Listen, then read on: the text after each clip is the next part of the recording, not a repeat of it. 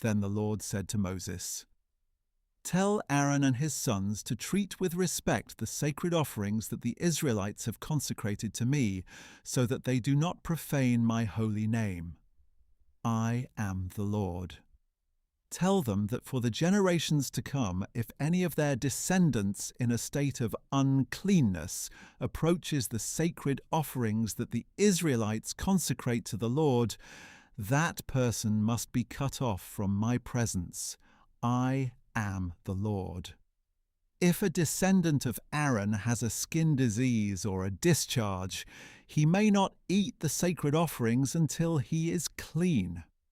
Whoever touches anything defiled by a corpse or by a man who has an emission of semen, or whoever touches a crawling creature or a person that makes him unclean, whatever the uncleanness may be, the man who touches any of these will remain unclean until evening.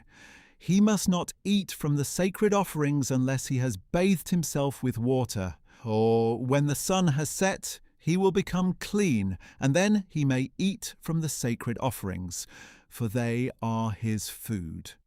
He must not eat anything found dead or torn by wild animals, which would make him unclean. I am the Lord. The priests must keep my charge, lest they bear the guilt and die because they profane it. I am the Lord who sanctifies them. No one outside a priest's family may eat the sacred offering, nor may the guest of a priest or his hired hand eat it. But if a priest buys a slave with his own money, or if a slave is born in his household, that slave may eat his food. If the priest's daughter is married to a man other than a priest, she is not to eat of the sacred contributions. But if a priest's daughter with no children becomes widowed or divorced and returns to her father's house, she may share her father's food as in her youth, but no outsider may share it. If anyone eats a sacred offering in error, he must add a fifth to its value and give the sacred offering to the priest. The priests must not profane the sacred offerings that the Israelites present to the Lord, by allowing the people to eat the sacred offerings and thus to bear the punishment for guilt.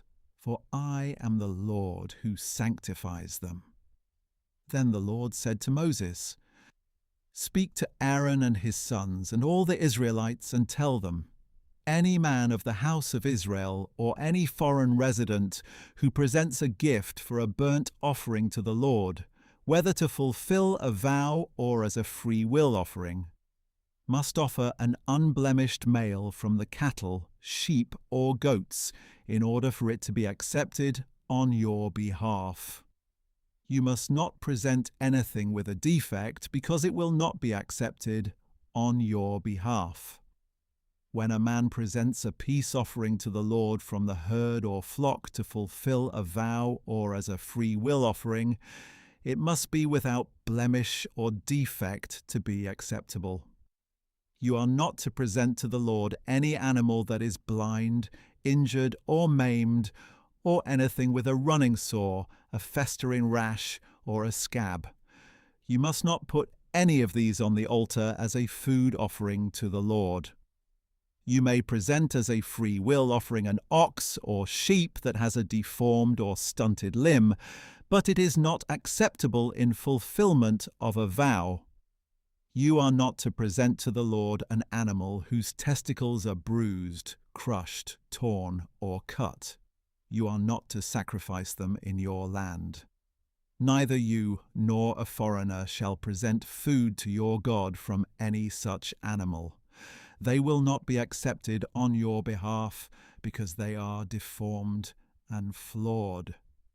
Then the Lord said to Moses, "When an ox, a sheep, or a goat is born, it must remain with its mother for 7 days. From the 8th day on, it will be acceptable as a food offering presented to the Lord. But you must not slaughter an ox or a sheep on the same day as its young. When you sacrifice a thank offering to the Lord, offer it so that it may be acceptable on your behalf. It must be eaten that same day. Do not leave any of it until morning. I am the Lord. You are to keep my commandments and practice them. I am the Lord.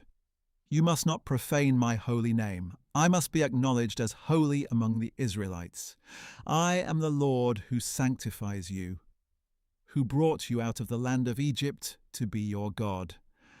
I am the Lord.